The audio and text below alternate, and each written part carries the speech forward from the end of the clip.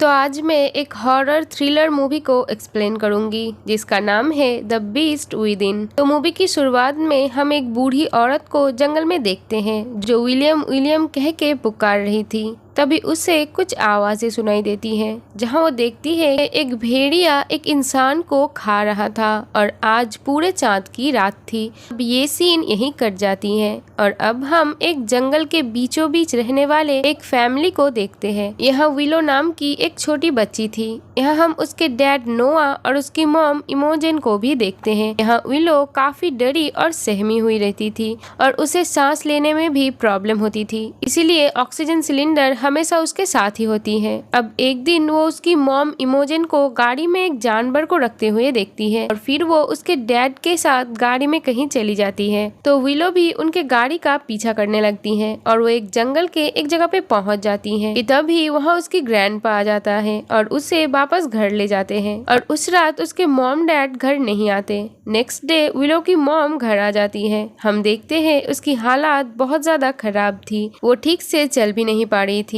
तभी विलो की ग्रैंडपा उसे कहता है कि ये चीज ज्यादा दिन तक नहीं चल सकता, तुम्हारी हालात बहुत ज्यादा खराब हो रही है। अब शाम हो जाती है लेकिन नोआ मतलब विलो की डैड अभी तक घर नहीं आया था। विलो रात में अपने घर का एक छोटा सा मॉडल बना रही थी कि तभी नीचे से बहुत ही डरावनी आवाज आने लगती है। विलो नीचे आती है तो वो देखती है कि उसकी डैड वहाँ पे था जो दर्द से तड़प रहा था। जैसे ही वो अपने डैड के पास जाता है उसके डैड उस पर अटैक कर देता है कि तभी विलो की आंख खुल जाती है। मतलब ये सिर्फ विलो का एक बुरा सपना था। नेक्स्ट मॉर्निंग हम देखते हैं इमोजेन और उसके डैड नोआ को कार से निकालते हैं। नोआ का हालात बहुत ज्यादा खराब था। विलो ये सब छुप के देख रही थी, वो समझ नहीं पाती कि ये सब क्या हो रही है। कुछ देर बाद वो अपने मॉम को उसके डैड का कोट धोते हुए देखते हैं जो खून से सना हुआ था। अब वो अपनी मॉम से पूछती है कि आप क्या छुपा रहे हो। तो विलो की मॉम कहती है कि कुछ नहीं, सब कुछ ठीक है। रात में विलो अपने मॉम डैड की बातें सुन लेती है। नोआ कहता है कि मेरे कारण तुम्हें भी तकलीफ हो रही है, लेकिन इमोजिन कहती है कि तुम आराम करो। ये कहकर वो यहाँ से चली जाती है।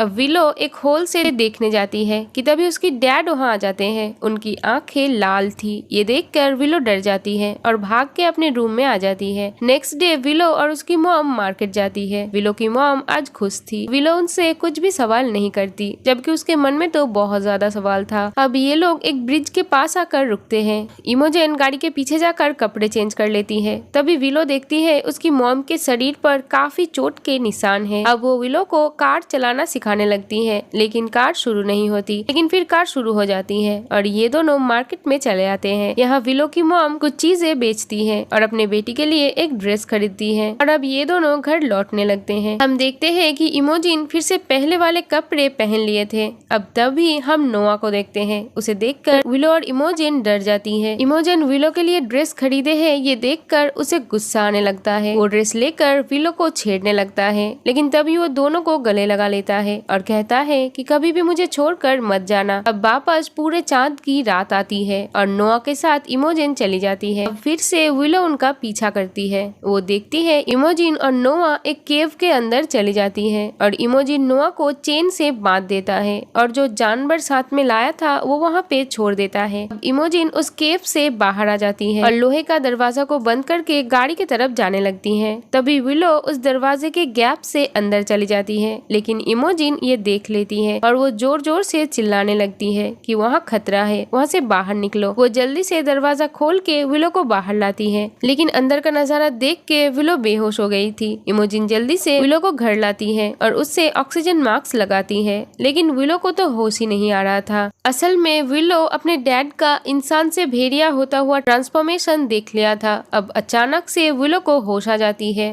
नेक्स्ट डे विलो के डैड उसके सामने बैठी हुई थी। विलो बहुत ज्यादा डरी हुई थी, लेकिन इमोजिन ऐसे बात कर रही थी जैसे कि कुछ हुआ ही नहीं। अब विलो डर के अपने ग्रैंडपा के घर चली जाती है, लेकिन तभी उसके मॉम डैड यहाँ आ जाते हैं। वो उनसे लड़ते हैं कि आपने विलो को घर में बंद करके रखा है। विलो के ग्रैंडपा कहते हैं कि विलो अभी बहुत डरी हुई है, उसे कुछ दिन मेरे पास रहने दो। लेकिन ये लोग उनके बात नहीं सुनते और उनसे लड़ते हैं। तो विलो चुपचाप यहाँ से निकलकर अपने घर आ जाती है। उसके मॉम ने उसे जो कपड़े दिलवाए थे वो गुस्से में उसे फाड़ देती है। अब रात में चुपके से विलो की ग्रैंडपा उसके पास आते हैं और कहते हैं चलो मेरे साथ, यहाँ तुम्हें खतरा है। और अब ये दोनों यहाँ से जाने लगते हैं, लेकिन नोआ को ये बात पता चल जाता है। वो उनका पीछा करते हैं और विलो को घर ले आते हैं। इमोजिन उसके डैड से कहती है कि अब आप कभी भी मेरे घर नहीं आएंगे। अब विलो और भी ज्यादा उदास हो जाती है। अब उसका मूड ठीक करने के लिए उसके डैड उसे वही केव में लेके जाते हैं जहाँ विलो ने उसे भेड़िया बनता हुआ देखा था। यहाँ आके विलो बहुत डर जाती है, लेकिन उसके डैड उसे एक कहानी सुनाते हैं अपनी ग्रैंडपा की, जो एक बहुत अच्छे इंसान थे, लेकिन हर पूरे चांद रात पे उन्हें कुछ हो जाता था और वो जंगल में चले जाते थे।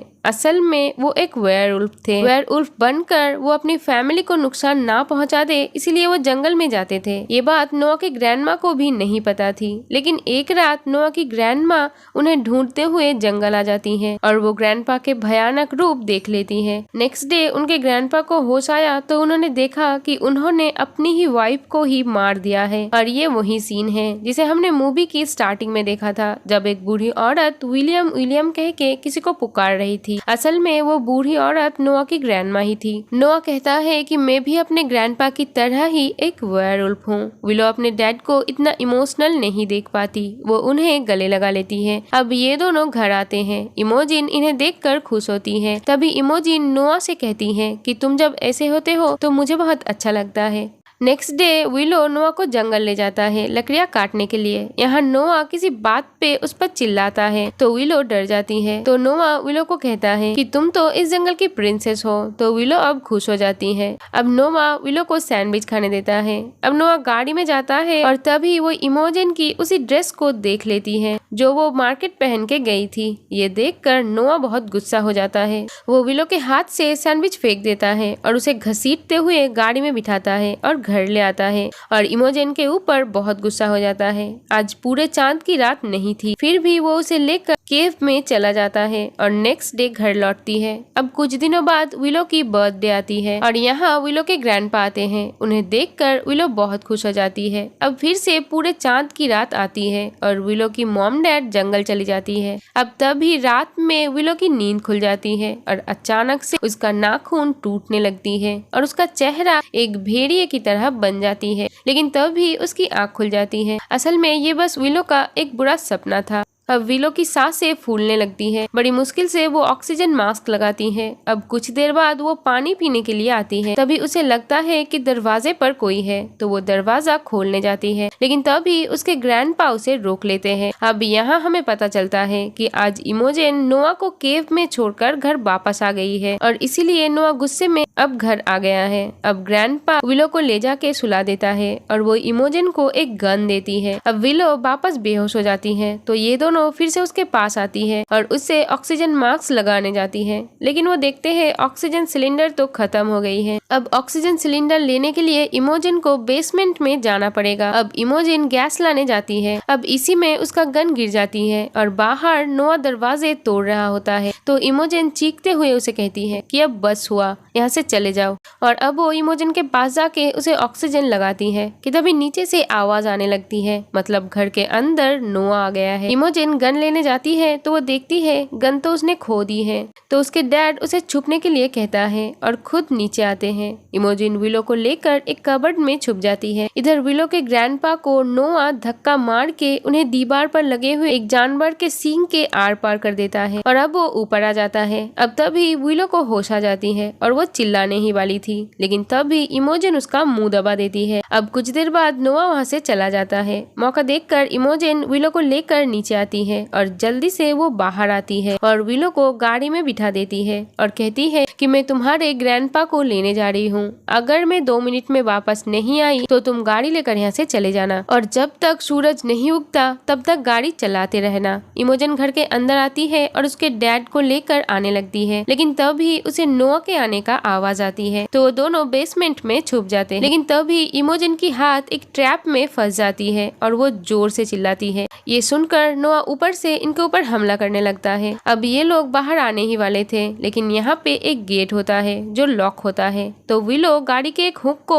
उस गेट से लगा देती है और गाड़ी चला के उस गेट को खोल देती है। अब ये लोग गाड़ी में बैठ जाते हैं, लेकिन गाड़ी स्टार्ट नहीं होती है। तो विलो के ग्रैंडपा कहता है कि तुम दोनों जाओ, मैं यहाँ रुकता हूँ। अब ये दोनों जंगल में भागते हैं, लेकिन तभी वहाँ नोआ आ जाता है और विलो को उठाकर ले जाता है उसी केव में। इमोजिन भी उनके पीछे आ जाती है और यहाँ पे हमें नोआ का वेयरवुल्फ वाला रूप दिखाया जाता है। इमोजिन उसे शांत करने की कोशिश करती है और उससे याद दिलाती है कि उसका फैमिली उसे बहुत प्यार करता है। अब नोआ शांत होता है और विलो को छोड़ देता है। अब नोआ अपने फैमिली के साथ बिताए हुए अच्छे पलों को याद करने लगता है, लेकिन तभी उसे वो चीज याद आती है जब इमोजिन ने उसे कहा था कि तुम जब ऐसे होते हो तो मुझे बहुत अच्छा लगता है। अब तभी नोआ को बहुत गुस्सा आ जाता है। वो इमोजिन से पूछता है कि ऐसा होता है मतलब? ये कह के वो इमोजिन को मारने लगता है। अब इसी बीच यहाँ आग लग जाती है, तो विलो यहाँ अपने ऑक्सीजन सिलेंडर से आग भेड़िया पर कर देती है और उसे जला देती है और अब ये दोनों आजाद थे।